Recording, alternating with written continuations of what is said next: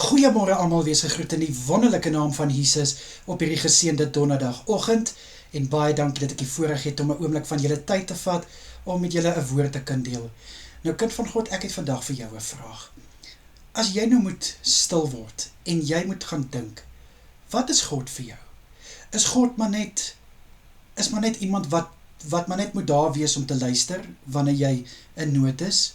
Is hy maar net daar wanneer dit goed gaan? Is God maar net iemand wat maar net aan jou behoeftes moet voorsien? Of sal jy saam met my stem, dat God is baie meer as dit? God is die Alfa en die Omega. Hy is die begin en die einde. Hy is die een wat is, wat was en wat kom. Die eerste en die laaste. Wat God vir ons is, kan nie gemeet word nie. Want God is bo dit als. En as ons daai mindset het, van dat God meer is as enigiets anderste, kan ek vir jou beloof, kind van God. Daar gaan soveel openbaring, soveel dinge vir jou oopgebreek word, wanneer jy daai konsep van God besef. En my tweede vraag is, wie is God vir jou? Is hy maar net die ou baas daarbo? Is hy maar net daai groot man daarbo? Is hy iemand wat reg staan om jou te straf wanneer jy dalk miskien iets verkeerd gedoen het? Nee, kind van God, dis nie die God wat ons dien nie. God is ons Vader. God verdien alle respek. En wanneer mense sê om vir God te vrees te hê, dis nie hierdie vrees van dat jy sidder van angs nie. Nee, dit is 'n vrees wat in respek gemeet word. Dit is 'n vrees dat meer God, minder ek. Wie God vir jou is, kind van God, wil ek graag hê, jy moet 'n bietjie gaan dink oor.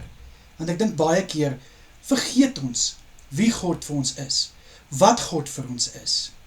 En as ons eers daai mindset gaan verander, gaan soveel dinge net heeltemal draai in ons lewens. Wanneer ons met ander oë kyk, na wie God vir ons is, en wat God vir ons is. Ek kan definitief met jou deel, dat vir my, God is my Vader. Hy is my leidsman. Hy is die rots waarop my voete gevestig is. Hy is my skuiling. En ons kan dit keer op keer gaan lees in die boek van Psalms. Dat God die Alfa en die Omega, die begin en die einde, eerste en laaste is. Die een wat gister was, die een wat vandag is en die een wat vir altyd sal wees, kan ons in die boek van Openbaring gaan lees. Openbaring 1, Openbaring 22. So kind van God, ek laat hierdie vraag by jou. Gaan dink 'n bietjie. Wie is God vir jou? Vader, ek kom na U toe in die wonderlike naam, en ek bid dat ons opnuut sal besef, wat U vir ons beteken, wat U vir ons doen, wie U vir ons is.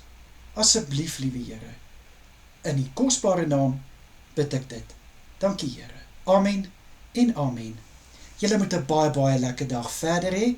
Kyk mooi na julleself en wees geseënd. Totsiens julle. Bye bye.